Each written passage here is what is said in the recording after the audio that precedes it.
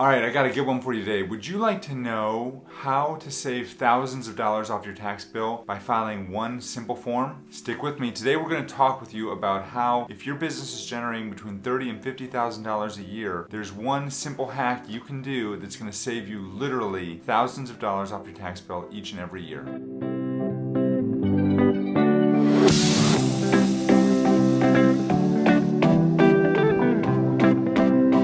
Hi, my name is Jim Hart. I'm the founding attorney here at Hawthorn Law, where we help online entrepreneurs and small business owners to get their legal house in order so that they can focus on doing what they do best, building something that truly matters in the world. And today we're going to talk about S Corps and how you can use them to save literally thousands of dollars off your tax bill. But before we get into that, just remember, like the video if you like what I'm talking about, subscribe, click the bell, all the things, you know the deal. Let's do this. S Corps are one of the most powerful ways to save money off your tax bill if you do it properly. A lot of people get this completely wrong. They don't understand what an S Corp is. They think an S Corp is actually some sort of business entity. Newsflash, it is not. So, before we talk about how an S Corp can help your business, let's talk about what an S Corp actually is. So an S Corp is actually a specific tax election. So when you form your business entity, there are two main ways that you can set up your business. You can set it up as an LLC or you can set it up as a corporation. That's pretty much it. You could do a partnership, but that's really not a business entity. That's just two people get together and they form a partnership. That's not anything that you register with the state. So if you're registering something with the state, there is an LLC and a corporation. And there's all different types of corporations. There's nonprofits, 501c3s, blah, blah, blah, blah, all that stuff. But then there's an LLC. When you set that business entity up with either an LLC or a corporation, you can choose to elect what's called S corporation status. And that's where you tell the IRS that you want your business entity to be taxed as an S corporation. What does that mean? That means that the money that flows through in income from the business to you personally is going to be taxed on your personal level. Now, there's a lot of requirements that come along with forming an S corporation, but that's the general idea. The default structure for an LLC is you're going to be taxed as what's called a sole proprietorship, which basically means you're going to file a Schedule C with your tax return, and on that Schedule C you're going to list your income and expenses from the business, and then you're going to have net profit, and that's what you're going to be taxed on. With a corporation, the default would be a C corporation. You're going to have all the issues that come along with C corporation. I think I've got some other videos on that. That's the default if you elect to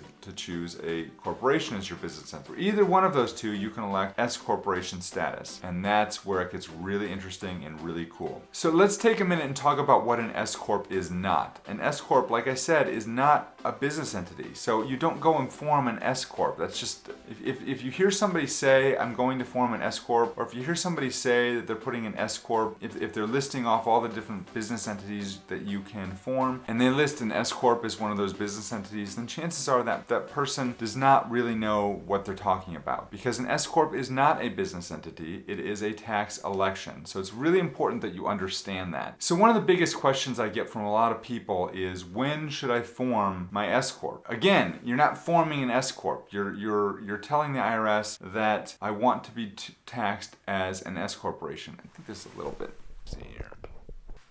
Good, I think that's better. So you're telling that the IRS that you want to be taxed under subchapter S of the Internal Revenue Code, which means you're going to be taxed as an S corporation. When should you make that election? You have a couple different options under the rules. There's several different rules that dictate when you can elect S Corp tax status. But in general, what I tell people is when you should file it is when your business is making $30,000 to $50,000 a year. And a lot of people say, well, Jim, why is that? And the reason why that is because if you're making less than that, then the tax savings that you're going to get, got some belching today. The tax savings you get by forming that S corporation are not going to be sufficient to offset the money you're going to spend in forming it, if that makes sense. So you really need to be at $30,000 to $50,000 a year, because here's the kind of the expenses that come along with forming an S corporation. Number one, you've got to file the paperwork itself. And if that's not something you're comfortable doing, you either have to hire a lawyer to do it, or a service like mine, we can do it for you as well. Number two, you're going to have to file a tax return at the end of the year for the S corporation. That's typically $1,000 to $1,500 in and of itself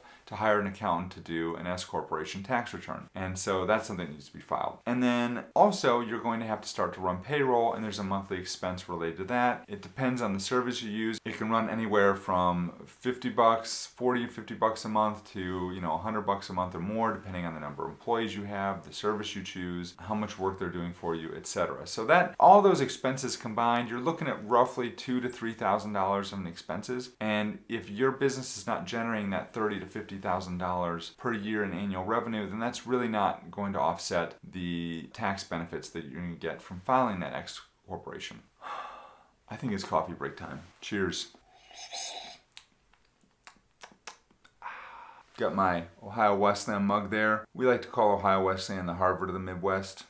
All right, so are you generating $30,000 to $50,000 a year in your business, and maybe you haven't elected S corporation tax status yet? Here's a little poll numbers up here. Let me know and hit me up in the comments and let me know kind of what the status is of you and your business. So I know I've told people that I now have this whiteboard, so we're going to go over the whiteboard and I'm going to give you an illustration of how you can save money exactly with an S corporation. So let's do that right now.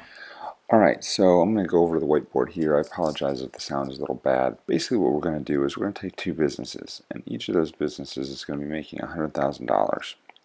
I'm going to show you how using an S Corp election can save you a significant amount on your taxes. For the first business, the way this is going to work is this is going to be an LLC, and it's going to be taxed as a sole proprietorship, so you have not made any tax election. The second business could be an LLC, it could be a C corporation, but whatever it is, you've decided to be taxed as an S Corp. Okay? And so under this first business over here, if you decide to be taxed as an LLC, before you pay income taxes, you're going to have to pay 15.3% self-employment tax.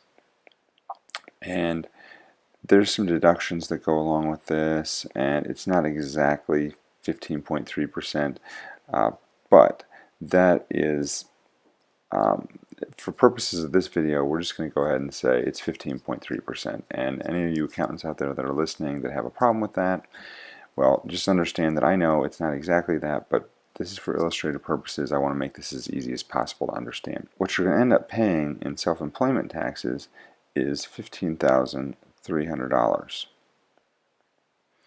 So let's contrast that to the S corporation. With the S corporation, what you're going to do is you're going to pay yourself a salary.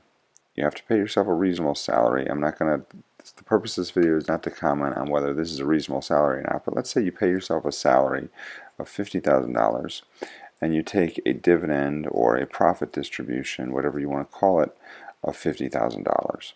Now, the nice thing about an S corporation is when you look at this profit distribution right there, you do not have to pay self-employment tax. I'm just going to use SET for self-employment tax. But you would have to pay the self-employment tax on the $50,000 you pay yourself in salary. So when you pay the self-employment tax on that, then that means you're going to be paying yourself roughly, you're going to have to pay roughly $7,650 in self-employment tax versus the $15,000 that you're paying over here. So that's a savings of roughly half. So in this case it is half because we're paying half the salary. So that's $7,650 that you will not have to pay by electing an S corporation. Now there are some other considerations in play here, namely the 20% self-employment deduction that people get. On this LLC here, over here, you are also going to get to write off 20% of the income from the LLC. So in this case you're going to get a $20,000 tax deduction. In this case, because this is salary to yourself, there's no deduction there, but you get to write off 20% of this $50,000. So you're going to get to write off $10,000. Now, here's the thing. I would say that when you're looking at this $20,000 tax deduction here and this $10,000 deduction there, is the $10,000 difference in that going to equal $7,650 in tax savings? I doubt it, unless you're in a 76% tax bracket, which none of you will be. So in this situation, it definitely makes more sense to elect an S corporation status than it does to go with the straight LLC and be taxed as a sole proprietor. So hopefully that's making sense to you. Hopefully you're on board with this. I know this is complicated. I know it is confusing and it's difficult and it's not always that straightforward, and a lot of people get really confused by this whole strategy. If you do it right, you can really make it work for your business and you can save yourself a significant amount of money off your tax bill each year. And so that's what I want you to get away from this. Hopefully that's helpful. If you're interested in learning more about the different business entities that are available to you, I've got a cheat sheet. There's a link below in the comments that you can look at. So stay tuned for the next video right here, where we're going to be talking about whether you should form an LLC or a corporation in your business. This is something that's really important. It's a big decision to make. I'll see you over here in the video.